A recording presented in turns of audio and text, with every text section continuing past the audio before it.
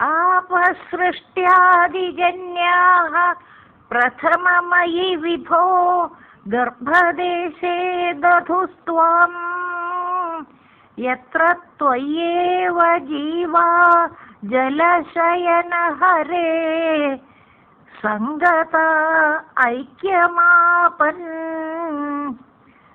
तस्याजस्य प्रभोते विनिहितमभवत् पद्ममेकं हि नाभौ दिक्पत्रं यत्किलाहुः कनकधरणिभृत् कर्णिकं लोकरूपम्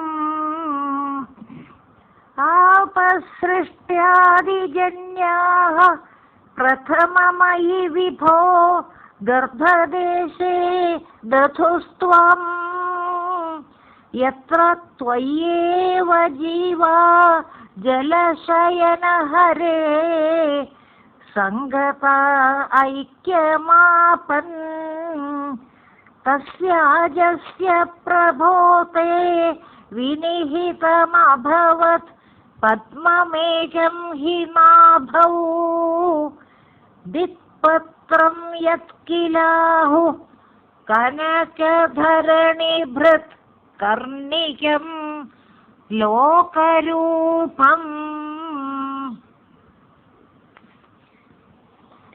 99-ാം ദശകം 6-ാമത്തെ ശ്ലോകമാണ് ഇപ്പൊ ചൊല്ലിയത്. ശ്ലോകം വിസ്തരിക്കുമ്പോൾ ഐ വിഭോ, അല്ലയോ സർവാന്തര്യാമിയായ ഗുരുവായൂരപ്പ. ഐ വിഭോ, അല്ലയോ സർവാന്തര്യാമിയായ ഗുരുവായൂരപ്പ. സൃഷ്ട്യാദിജന്യാഃ ആപ പ്രഥമം ത്വാം ഗർഭദേശേ ദധു. സൃഷ്ട്യാദിജന്യാഃ ആപ പ്രഥമം ത്വാം ഗർഭദേശേ ദധു. ശ്ലോകത്തിൽ പറയുന്നു, സൃഷ്ട്യാദിജന്യാഃ ആപ പ്രഥമം ത്വാം ഗർഭദേശേ ദധു എന്ന് പറയുമ്പോൾ സൃഷ്ടിയുടെ ആദിയിൽ ഉണ്ടായ ജലം. സൃഷ്ട്യാദിജന്യാഃ ആപ എന്ന് പറയുമ്പോൾ സൃഷ്ടിയുടെ ആദിയിൽ ഉണ്ടായ ജലം. പ്രഥമം ത്വാം ഗർഭദേശേ ദധു, ആദ്യമായി ഗുരുവായൂരപ്പ അങ്ങയെ ഗർഭത്തിൽ ധരിച്ചു. പ്രഥമം ത്വാം ഗർഭദേശേ ദധു, ആദ്യമായി ഗുരുവായൂരപ്പ അങ്ങയെ ഗർഭത്തിൽ ധരിച്ചു. അപ്പൊ ഐ വിഭോ സൃഷ്ട്യാദിജന്യാഃ ആപ പ്രഥമം ത്വാം ഗർഭദേശേ ദധു എന്ന് പറയുമ്പോൾ അല്ലയോ സർവാന്തര്യാമിയായ ഗുരുവായൂരപ്പ, സൃഷ്ടിയുടെ ആദിയിൽ ഉണ്ടായ ജലം ആദ്യമായി പ്രഥമം ത്വാം ഗർഭദേശേ ദധു, ആദ്യമായി അങ്ങയെ ഗർഭത്തിൽ ധരിച്ചു. ജലശയന ഹരേ, അങ്ങനെ ജലത്തിൽ ശയിക്കുന്നവനായ വിഷ്ണു. ജലശയന ഹരേ, അങ്ങനെ ജലത്തിൽ ശയിക്കുന്നവനായ വിഷ്ണു. യത്ര ത്വയി ഏവ ജീവാഃ സംഗതാഃ ഐക്യം ആപൻ എന്ന് പറയുന്നു. അപ്പോ ജലശയന ഹരേ, ജലത്തിൽ ശയിക്കുന്നവനായ വിഷ്ണു.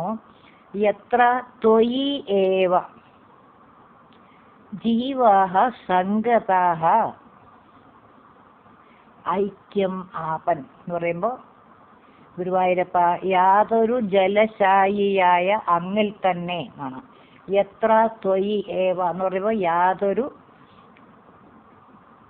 ജലശായിയായ അങ്ങിൽ തന്നെ ജീവാഃ സംഗത ഐക്യം ആപൻ എന്ന് പറയുമ്പോൾ ജീവാത്മാക്കൾ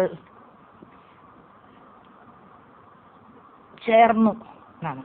ജീവാഃ സംഗതാഃ എന്ന് പറയുമ്പോൾ ജീവാത്മാക്കൾ ചേർന്നു, അതായത് അങ്ങയോട് ചേർന്ന് ഐക്യത്തെ പ്രാപിച്ചു, ഐക്യം ആപൻ എന്ന് പറയുന്നത്.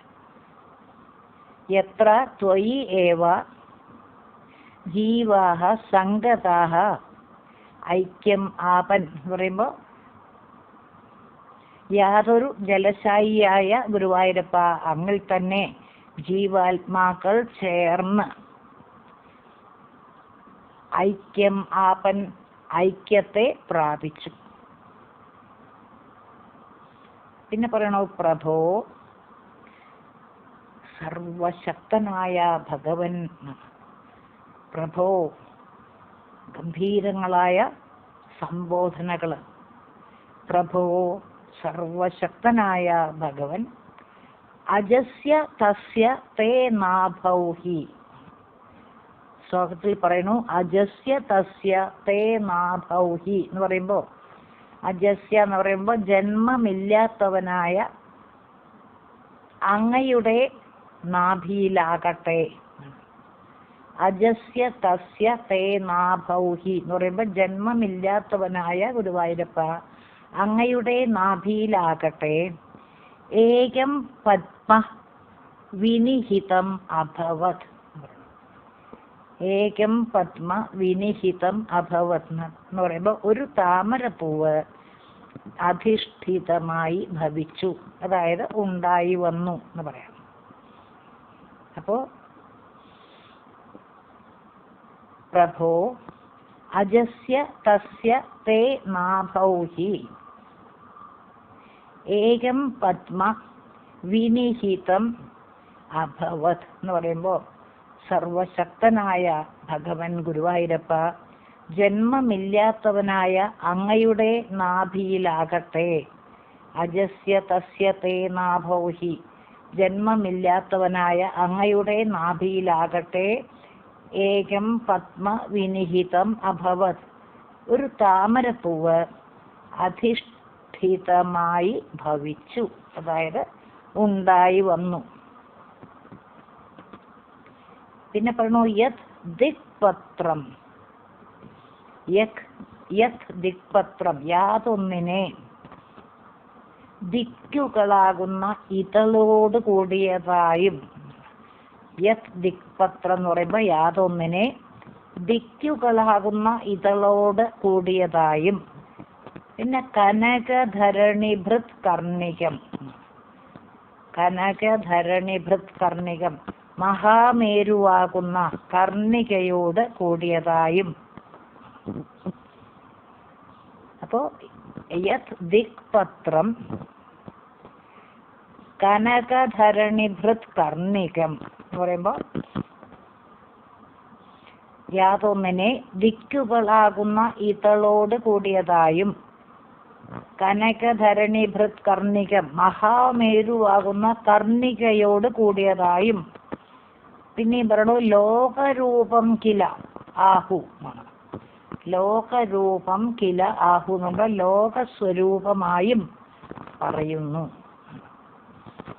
അപ്പൊ യത് ദിക്പത്രം കനകധരണിഭൃത് കർണികം ലോകരൂപം കില ആഹു എന്ന് പറയുമ്പോൾ യാതൊന്നിനെ ദിക്കുകളാകുന്ന ഇതളോട് കൂടിയതായും മഹാമേരുവാകുന്ന കർണികയോട് കൂടിയതായും. കനകധരണിഭൃത് കർണികം എന്നൊക്കെ പറയുമ്പോൾ മഹാമേരുവാകുന്ന കർണികയോട് കൂടിയതായും. പിന്നെ ലോകരൂപം കില ആഹു ലോകസ്വരൂപമായും പറയുന്നു. അതിനുശേഷം മഹാവിഷ്ണു തന്നെ താമരപ്പൂവിൽ നിന്ന് ബ്രഹ്മാവായി ജനിച്ച് ലോകത്തെ സൃഷ്ടിച്ചു. ഒരു പ്രാവശ്യം കൂടി പറയാം. ഐ വിഭോ സൃഷ്ട്യാദിജന്യാഹ ആപ പ്രഥമം ത്വാം ഗർഭദേശേ ദധു. ഐ വിഭോ സൃഷ്ട്യാദിജന്യാഹ ആപ പ്രഥമം ത്വാം ഗർഭദേശേ ദധു. അല്ലയോ സർവാന്തര്യാമിയായ ഗുരുവായൂരപ്പ, സൃഷ്ടിയുടെ ആദിയിൽ ഉണ്ടായ ജലം ആദ്യമായി അങ്ങയെ ഗർഭത്തിൽ ധരിച്ചു. ജലശയന ഹരേ. അങ്ങനെ അങ്ങനെ ജലശായി ആയ അല്ലെങ്കിൽ ജലത്തിൽ ശയിക്കുന്നവനായ വിഷ്ണു. ജലശയന ഹരേ. അങ്ങനെ ജലത്തിൽ ശയിക്കുന്നവനായ വിഷ്ണു. യത്ര ത്വയി ഏവ ജീവാഹ സംഗതാഹ. ഐക്യമാപൻ.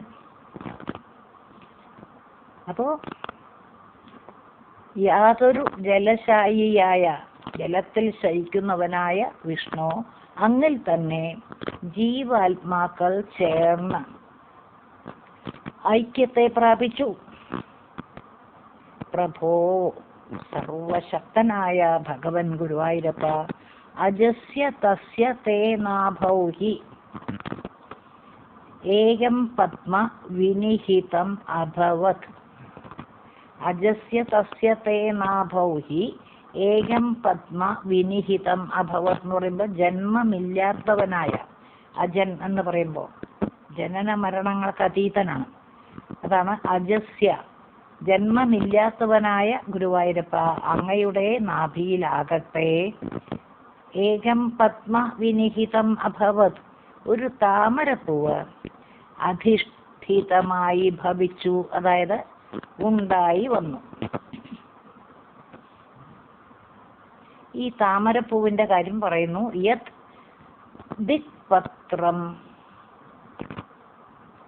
കനകധരണിഭൃത് കർണികം ലോകരൂപം കില ആഹു.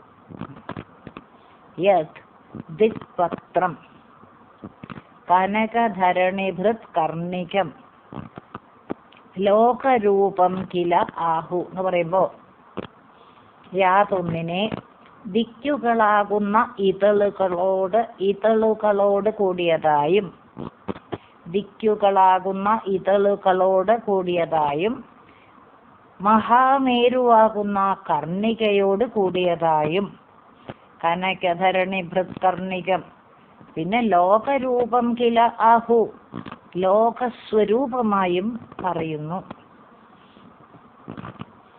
അതിനുശേഷം മഹാവിഷ്ണു തന്നെ താമരപ്പൂവിൽ നിന്ന് ബ്രഹ്മാവായി ജനിച്ച് ലോകത്തെ സൃഷ്ടിച്ചു